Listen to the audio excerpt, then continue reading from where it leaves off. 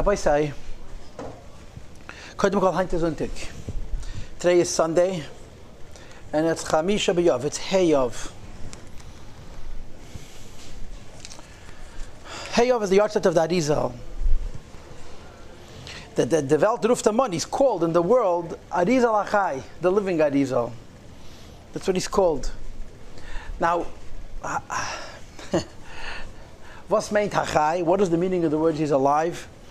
So I think the simple translation of Achai is that since the ARIZAL has a connection to Pnimiyas HaTorah, to the Neshama of Torah, and the Neshama of Torah is really Medaberes Ba'al Yoinim. It's a spiritual Torah. It's a dimension of the Torah which is, as Chassidus explains it, above the fray of Kedusha and Klipa, above the struggle of good and evil. It's pure light.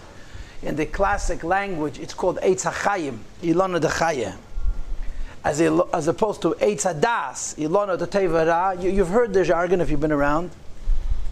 And on the Madrega of Pnimiyas HaTorah, on the Madrega of Eitz HaChayim, there's no Misa, there's no death. Death is in this world.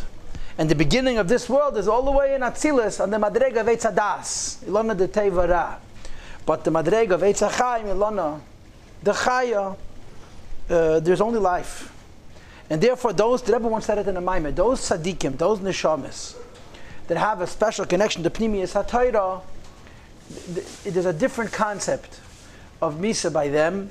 You know, the Rebbe always uses the word histalkus, as opposed to Misa. And therefore there's a mystical concept. This is true of all people, all neshamas of tzaddikim especially, but it's especially true of those neshamas and those tzaddikim that are shaykhs to Pnimiyas HaTorah. That's the simplest translation of the words ARIZAL Achai. But I'll elaborate a little bit more on this. And that is Bahagdama, that the Heilige Baal Shem Tov had a Rebbe who he used to call Baal Achai. That's what he called him. The Baal Shem Tov had a Rebbe. The Baal Shem Tov makes references to him in letters.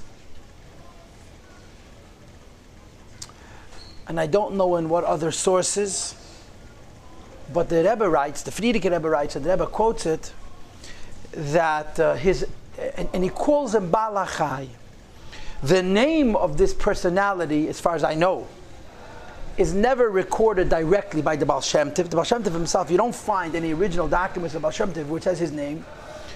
But the Toldos, Yankov Yosef, Yankov Yosef Mepolno, who wrote and published one of the earliest Hasidic works, 16, 17 years before the Tanya was printed, the Toldos was published, one of the earliest Svarim, maybe the first. The Toldos Yankov Yosef writes in a few places that I heard from my Rebbe that his Rebbe was Achi HaShiloni. That the one who taught Chassidus, the Rebbe Hashem Tov, was Achi HaShiloni. And you know the details of this, we've talked about this many times. Achi HaShiloni was the Rebbe of Eliyahu HaNavi. He was the teacher of Eliyahu HaNavi. And he was the head of the Sanhedrin after David HaMelech. The Rambam enumerates generations of the Nesias. So you have David, you have God, you have Nasan, and then you have Achiyah. Okay, you have Moshe, you have Yeshua, you have Pinchas, you have Eli Kohen, you have Shmuel, you have David, you have either God or Nasan. If I'm not mistaken, I'm not quoting the Rambam correctly, and I'm remiss, it's not right to misquote something, but after David, one of the Nevi'im, either God HaNavi or Nasan HaNavi, was considered the Nasi Hadar, and then comes Achi HaShiloni, and after Achi HaShiloni comes Eliyahu HaNavi. But the Rambam writes something very unusual about Achi HaShiloni, very unusual about Achi HaShiloni, most unusual.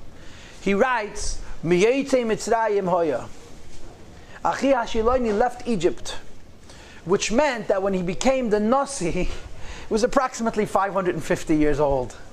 In the Chumash, people living that long is normal, but in ancient times, before the Mabul. But Achi HaShiloni, the Rambam writes, Miyetzei Mitzrayim Hoya. When we say Pinchas Eliyahu, we say it means a Gilgul, it means something mystical. Eliyahu HaNavi lived that long from Pinchas, it's not possible. Mipnei Kama Sibis. But Achia Rambam makes it appear that he physically, biologically lived 550, 600 years. But the Rambam says, Kotten hoi b'mei Moshe. He was small in the time of Moshe Rabbeinu. Thank you very much. And the implication, in my view, and I don't think I'm saying something that's very radical, is he doesn't mean he was young in years, although he probably was young in years. He was young in Madrege. Kotten hoi, in time of Moshe Rabbeinu, Achi Ashiloni was he was a small guy.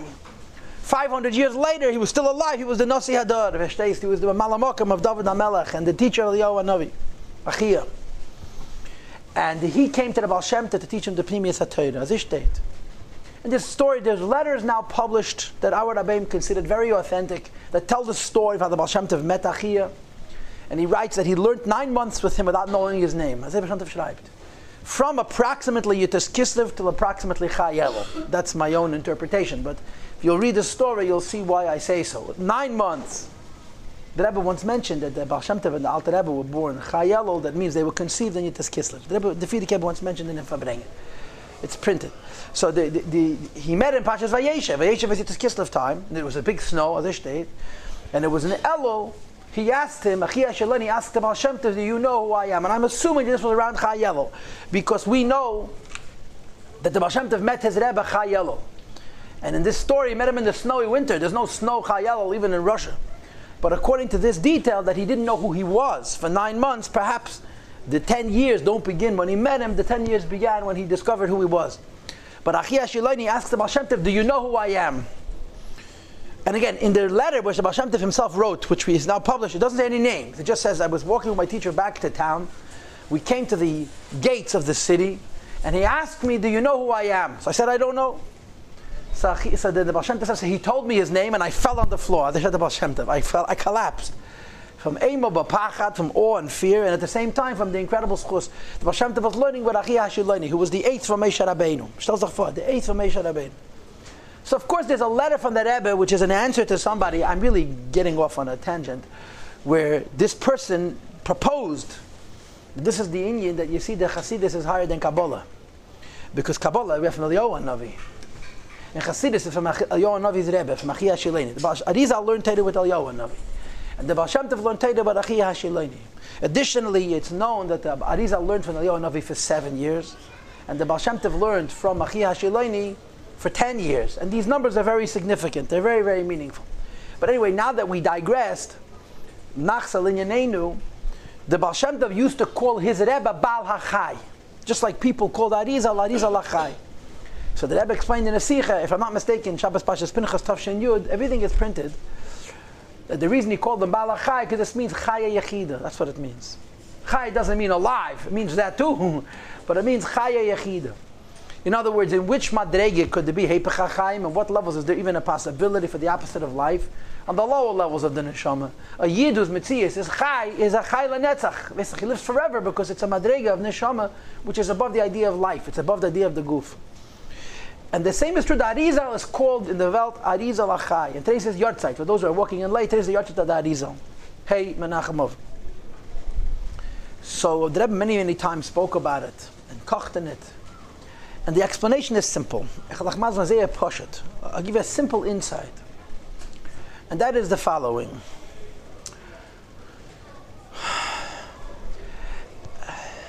I'm going to give you a little philosophy. Not a lot of philosophy, a little philosophy. So I hope you won't get lost. Is a body a good thing or a bad thing? A goof. Is a gute Sache, a schlechte Sache. Is a body a good thing or a bad thing? And of course the correct answer to that question is it's a necessary thing. You can't live anywhere, especially in the physical realm, without a goof. Is it a good thing or is it a bad thing? It's both. On the one hand, because of the goof, you live physically. On the other hand, because of the goof, you have all the limitations of the body, and on top of the limitations of the body, you have chas v'shalom dinyan of ailment, sickness. And it says in Chassidus, when the body is sick, the neshama suffers, because the neshama needs the body for its physical expression. And the most painful thing for the neshama is to be outside Gan Eden and be inhibited, be restricted, be incarcerated, be in a prison. And therefore, the goof has an adverse effect on the neshama. So the neshama is a necessary thing. I saw there's a Yid named Itche Golden, passed away in 1970 or 71, so I don't remember him. He was Meshamish, the Frierdiker Rebbe. He was serving the Frierdiker Rebbe in the very beginning of the Frierdiker Rebbe's Nesias. The Frierdiker Rebbe became Rebbe, and shortly thereafter became terribly, terribly ill. So ill that it was mamish of hard, it was on hair if he would survive. And the Rogatchover then wrote a letter, and he paskined that with his keach hateda, the Rogatchover paskined that the Rebbe should have a refuah shlema, which he did. But in conjunction with that episode, there were two Bachrim who were mishamish in Pashat Begashmias, and one of them was Yitzchak Golden. So he says that the Rebbe once, in his frustration, screamed, "Gei avek guf," go away, body. Gei avek guf. In other words, not the neshama, there's no hell in Behester, but the guf, the guf. What a problem. So a guf, you need a guf, but on the other hand, the guf is ma'al master and the neshama. So it's a necessary thing. And the way the neshama operates is by slapshus in the guf. It has to come through the body. Nefesh is in the liver, the blood. Ruach is in the heart. That's really the oxygen, the lung. And neshama, which is ruchni, is the chayes, is in the mayach. But chaya yechid is not in the guf. Chaya yechid is not in the guf, which is a good thing or a bad thing. I guess it's both. The good thing is it's not inhibited by the guf, but the bad thing is we have no access to it. Right? We all know we have madrigas of the neshama. They're higher than our consciousness. We have no use for them practically because we have no access for them because there's no part of the body that represents them, that allows them to be behislapshus. So I suppose all in all, that's not good because you have a neshama, you have no use for it. Baal HaChai means Poshet, Yidden, who lived in this world, who did not need a guf for the neshama to express itself. And as a consequence, the Chaya Yechida was Beis Galus. That's the Taich. Baal HaChai means the ARIZAL was a Yid. He also had a guf. And his guf was the same plumbing as everybody else's. The Nefesh is in the Kavi, the Ruach is in the Lev, and the Neshama is in the Mayach. But for most of us, that means that the Chaya Yechida, because there's no body where this dimension of the Neshama can manifest, it doesn't come down. And these are Yidden who live up there. They don't have it's not only they don't have the limitations of an ill body, they don't have the limitations of the body itself. The Chaya Yechida, the Makifim of the Neshama, are able to manifest even though there is no part of the body that allows it to express itself. And the symptom of this is in their Torah. The place where you see this is in their Torah. Normally, Torah has to come down through the person. And because Torah has to come down through the person, the very nature of Torah Shabal Peh is Yegiyah. The very nature of the oral Torah is that it's hard. Period. There's no such thing as easy Torah. Easy Torah is fake Torah. It's false Torah. I'm not talking about Torah Shebeksav. I'm not talking about prophecy. I'm not talking about the Chumash, the Tanakh, the Chazal, the Shas, the Poskim. You want to learn Torah Shebeksav, you have to work. It's the design of the Eibishter. It's hard. It's hard. And therefore, when a Yid works and he extracts Amitosa Shal Torah, the truth of his Torah, through his struggle, it's Badara Choshech V'Yoyer. First it's dark and then it's light. Like the Gemara says, first you do not know and then you know. First you have a question and then you have an answer. And this is called B'machshakim Hoshivani. In the Eicha we say B'machshakim Hoshivani is a Talmud Bavli. That the Torah comes to us through darkness. And this too is a good and a bad. Obviously the Gemara says that halacha kabavli, right? When Bavli and Yerushalmi argue, the Jerusalem Talmud and the Babylonian Talmud have disputes, and the Jerusalem Talmud was much more enlightened, and the Babylonian Talmud is much more strugglesome. The halacha is like the Bavli, because in the darkness you find the greatest truth. But it's a Torah that comes through struggle. Pnimiyas HaTorah Zohar. The neshama of the Torah of the Rashbi, the Torah of the ARIZAL, the Torah of Chiyashiloini. It's a lichtike Torah. There's no questions. There's only answers. There's no darkness. There's only light. And that's the Taich Baal HaChai. The Yidden whose neshamas came into this world, and they see Oyer HaTorah. They see the light of the Torah. When you see the light of the Torah, you don't have any questions. You have enlightenment. Gilui. Gilui. It says in the Shulchan Aruch ARIZAL, and the Rebbe talked about this many times, that the ARIZAL had a style. ARIZAL. The ARIZAL would learn Inyan in Nigle. He would learn something in Nigle the Torah, in Gemara, in Lomdus, in Poskim. And he would learn it in 7 different ways. This was his approach. He would learn each idea 7 different drachim. 7 different, as I state, he would learn every Inyan 7 different drachim.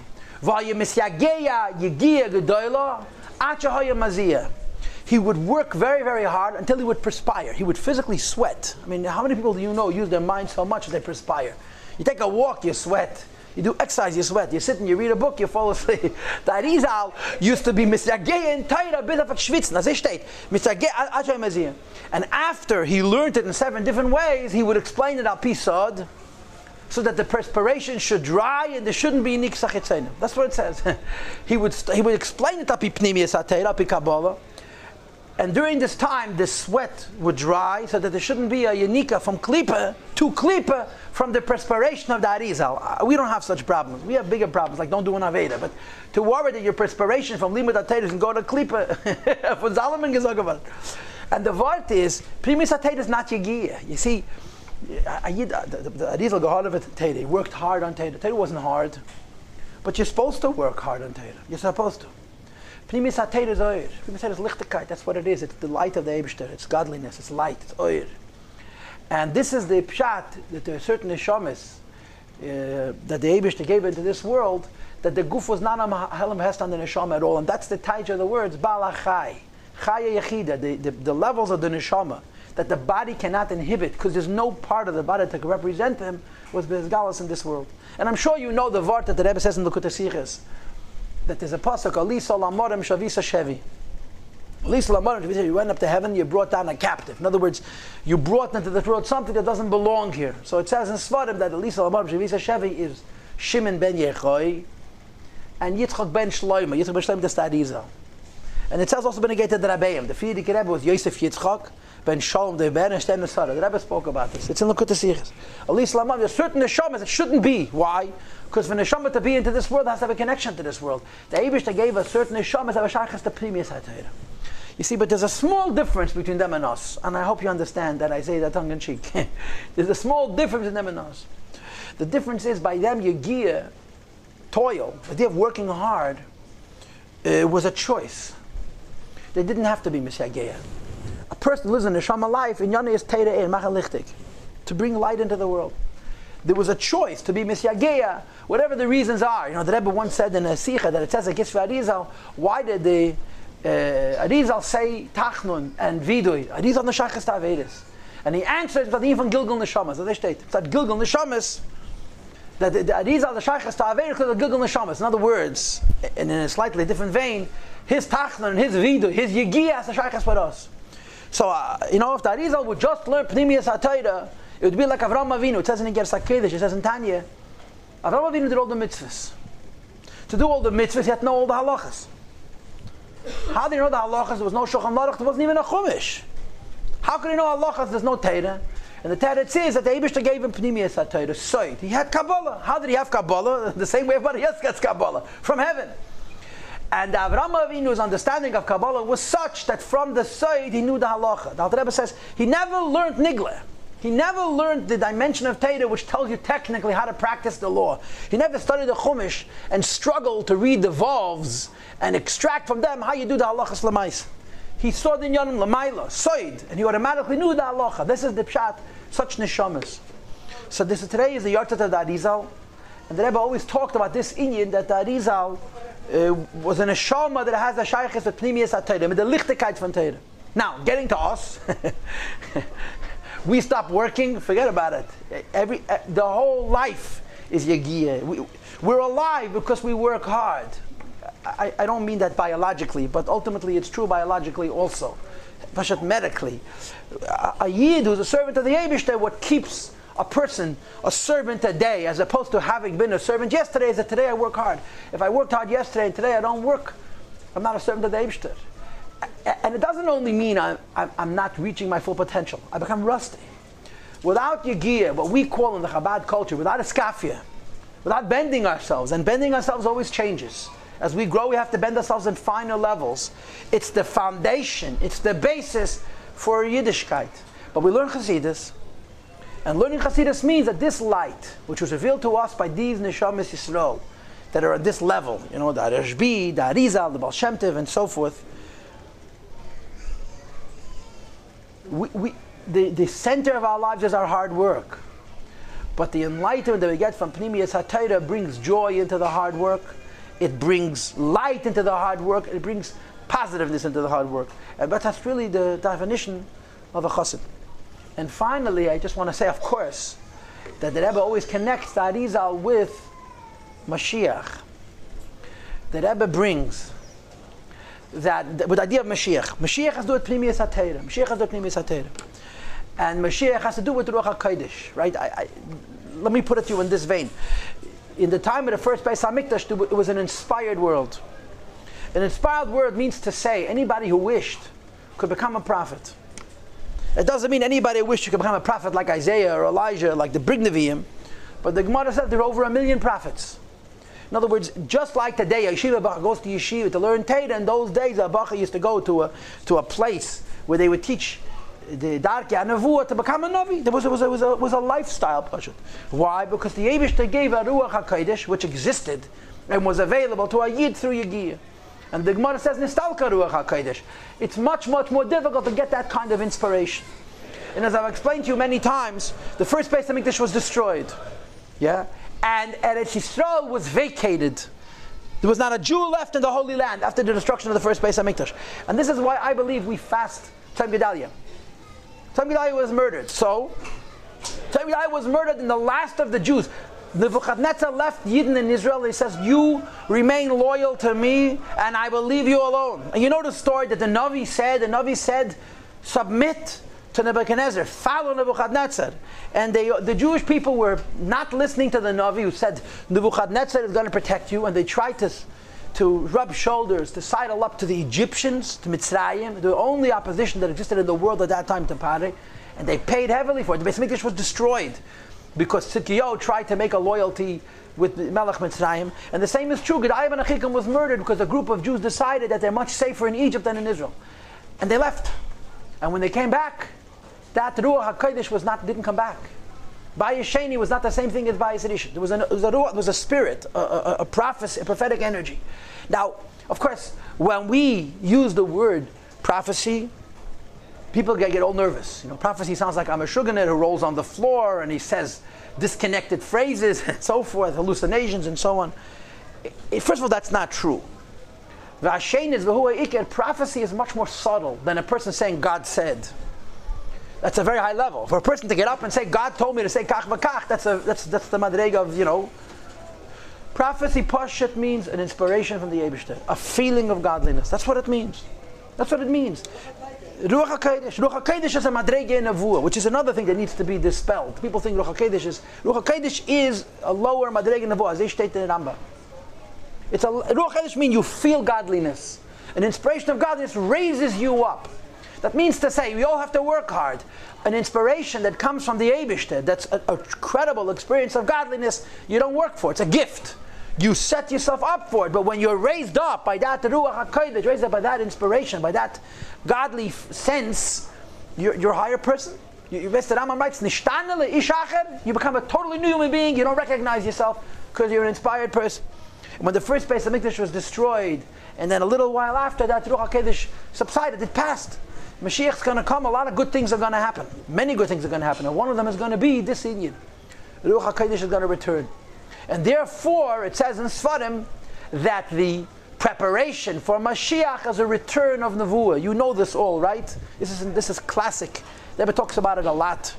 That the Rambam writes that Mashiach is going to come, and that at the time of the coming of Mashiach Tzedkeinu, there's going to be Tachzar Nevuah Yisrael. You're not going to get prophecy back. Now understand what this means, b'pnimiyus ha'inyonim. In other words, halachically, al pi nigle, you can start arguing what's the technicalities of it. But the pnimiyus of it is that just like in the time of the first Beis HaMikdash, there was a godly presence in the camp of the Jewish people. And any Jew who wished could raise himself, not just to be frum, not just to be pious, but to be inspired by Ruach HaLaki, by a godly spirit, which basically I mean it simplistically, it's a kind of a prophecy, and it's an inspiration of godliness that makes you a new person. When Mashiach comes, that possibility returns. A Yid could feel godliness, and therefore the preparation for Mashiach is a renewal, is a bringing back of this inspiration. So the Rebbe brings in the Sichos that the Rambam writes in Igeres Tema that it says in the Tanakh, it says in Chumash. Yeah, it says in Chumash, Pashas Balak, that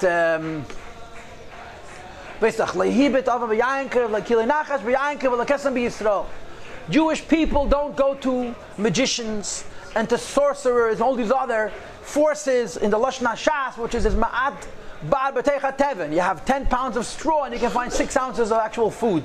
In other words, there's a little truth to all of these psychic powers that predict future and so on. They're mostly Baba Maisis and sometimes Treffen Zetsu.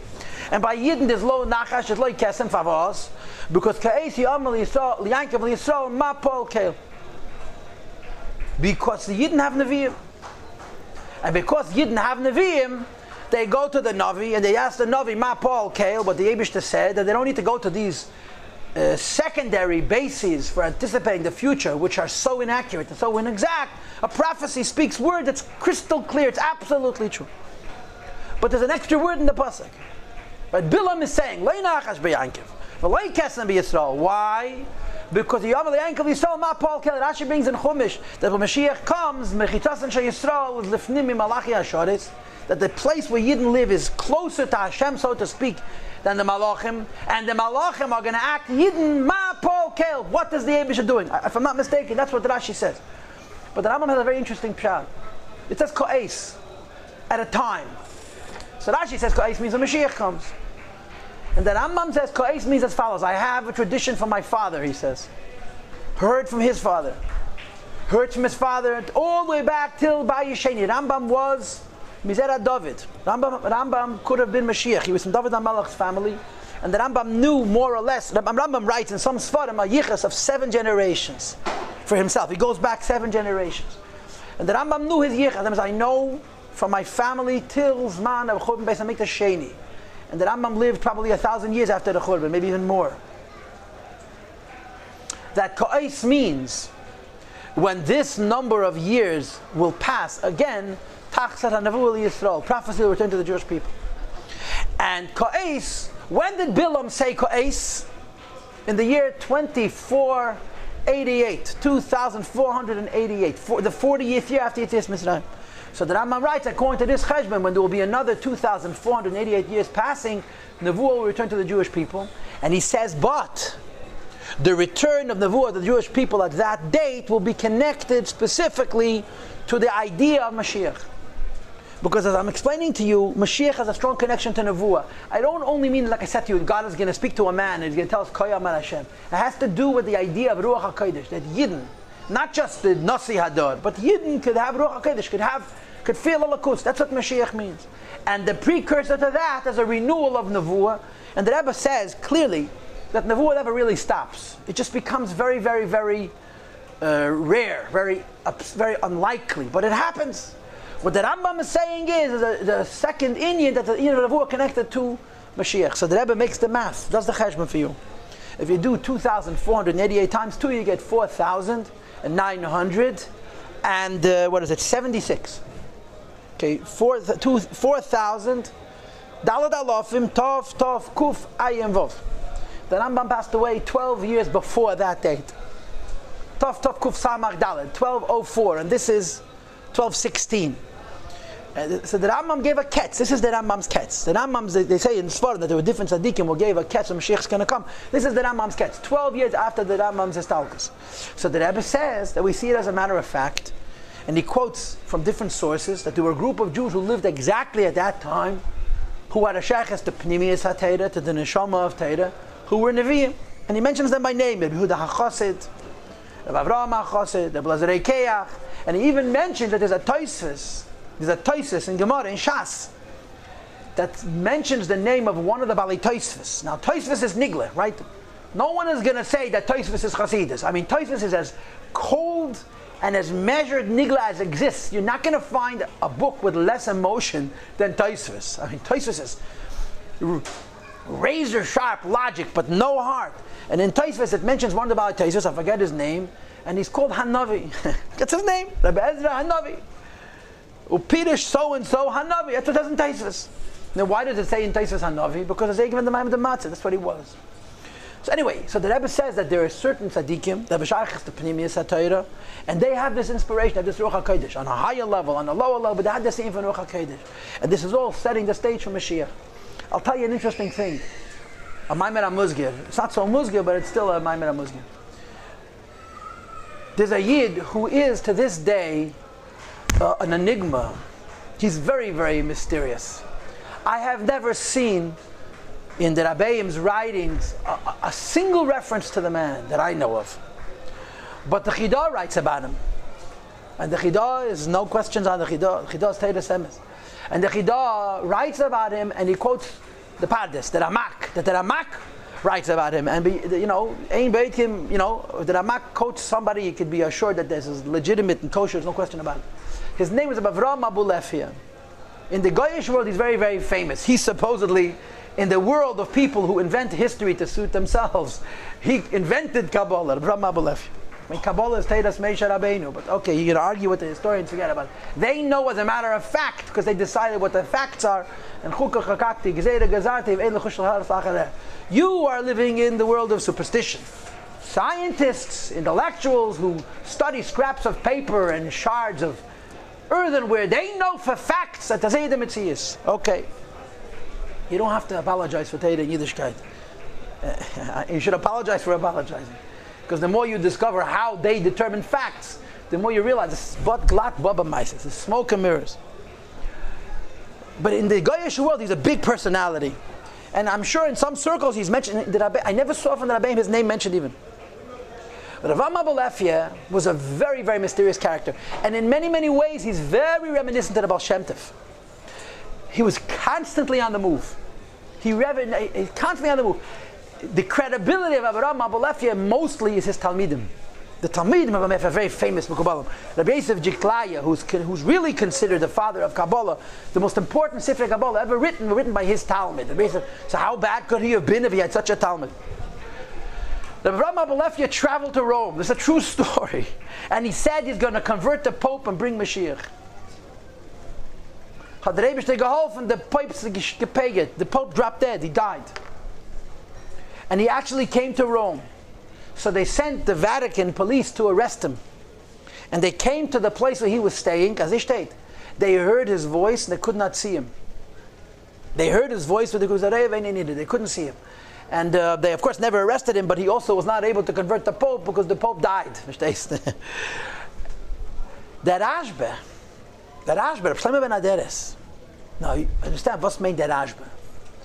The Rashba is on the same pedestal, on the same level as the Rambam and the Ramban. The Rashba was the Talmud of the Ramban. Okay, if the Rambam's successor was the Ramban, which is not so simple to say, because the Ramban is really 2 generations. But you're talking about literally the leader of the generation.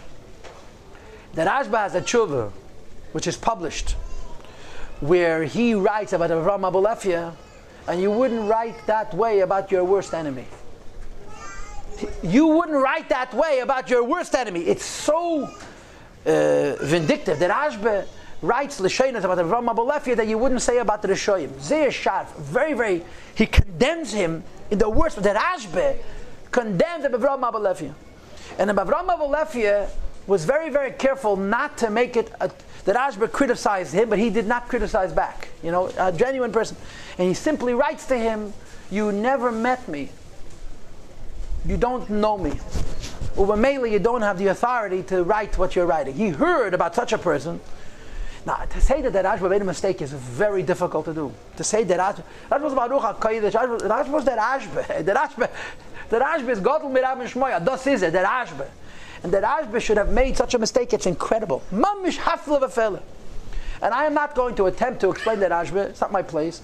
But the Chidah writes, and even though the Rashba writes about kach v'kach, and everybody understands what it means that the Rashba writes about a Yid, such a very, very mean, sharp, condemning, throwing out of the Jewish community mamish.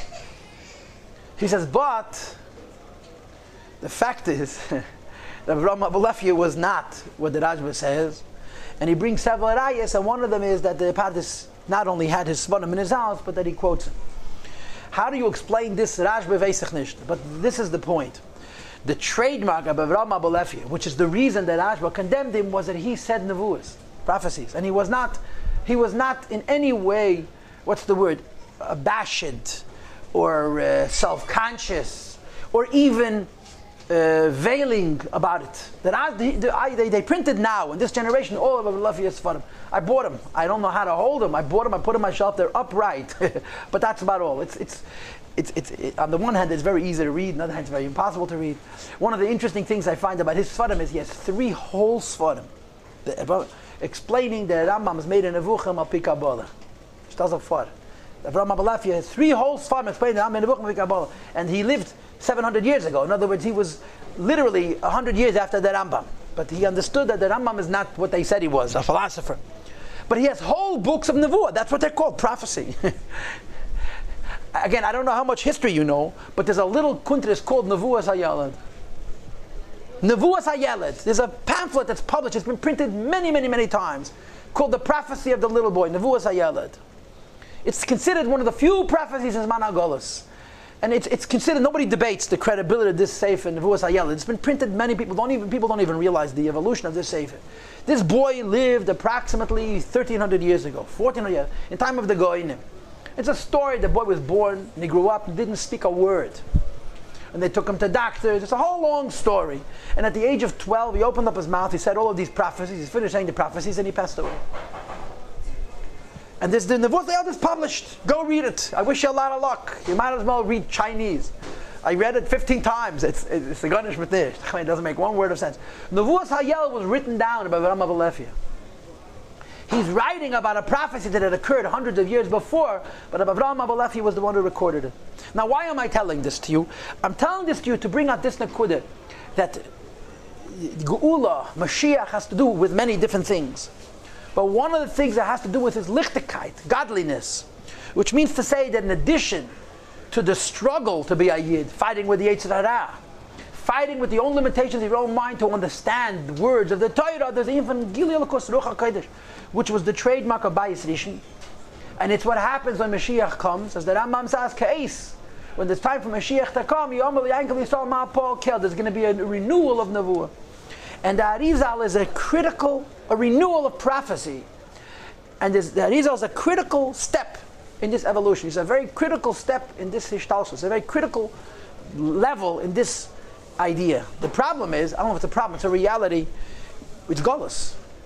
It is Golus. The Tzadikim, the Rabbeim, the Nesiya Yisrael, the Eibishter gave them this Nevuah, gave it as this Ruach HaKodesh. And they communicated to us in Torah. It's called Pnimiyas HaTorah, Seidus HaTorah. And through this Torah, we have a connection to this inspiration, a connection to this light, a little tiny bit. And as I said to you earlier, in order to have any genuine connection to the Ruach HaKodesh, the Eskafia needs to be. We have to fight with our own selves. And this is why, by the Rabbeim, those Yidden who are the Shaykhs, the Pnimiyas HaTorah, were very, very special, very different, especially the ARIZAL. So today is ARIZAL's Yahrtzeit. It happens by Hashgacha Pratis, and his Yahrtzeit is in the 9 days, which is ironic because the trademark of the 9 days is Avelis, is mourning. What happens in the 9 days we mourn? So depending on how much sugar you are, you don't take showers in the city of New York, yeah, and you don't eat meat, and you don't drink wine, and you try to avoid dangerous situations. You try not to have dealings with a goy, and so forth, yeah. But by tzaddikim, the 9 days happens. In other words, a Yid who has Ruach HaKodesh, he feels the 3 weeks, he feels the 9 days in ways we're never going to feel. Because if you look in Chassidus, there's a Maimon from the Rebbe Nishma, it's taken 100 years this year. 1909. Now it's 2009. Tafresh Samach Tes. The Rebbe lost his brother. The Rebbe Rashab lost his brother. He said, a Maimon Lahavan Inyan Avelis. To explain the Inyan of mourning. The Maimon is now published. They found first a portion of the Maimon, and now they more recently found the entire of the Maimon. They published the Maimon. And then the Nekudah is that Avelos by Tzaddik means that the Ruach HaKodesh goes away. That's what it means. That you lose this inspiration. The idea that it's not just how much Torah I understand, how hard I work and how pure I'm going to become, which is very serious. But the light, which is, so to speak, the culmination, the transcendence of that, which is simplistically called Nevuah, but it means a godly light. A Yid who has a Shaykhas to these inyanim in the 9 days experiences katnus. Katnus means he feels it. He feels the light is gone. It's not the same tkufa. No, so you think about the ARIZAL. ARIZAL's whole life is Ruach HaKodesh, And everybody knows what says in Chassidus and in the Sichos, on the day that a person passes away, their whole life has an aliyah, right? The Yahrtzeit of a person is considered the highest point of a person's life. The whole life has an aliyah, the culmination. The term that's used to denote a person of this stature is passing away is histalkus. And the ARIZAL passes away in the 9 days. So I guess from a perspective of Nigla, it makes a lot of sense. Of course, it's a sad time. We lost a very important yid. But the Pnimisa and Yonim, that the ARIZAL has a connection to this kufa, what's it prove? It proves that ultimately the greatest time of Ruach HaKodesh is now.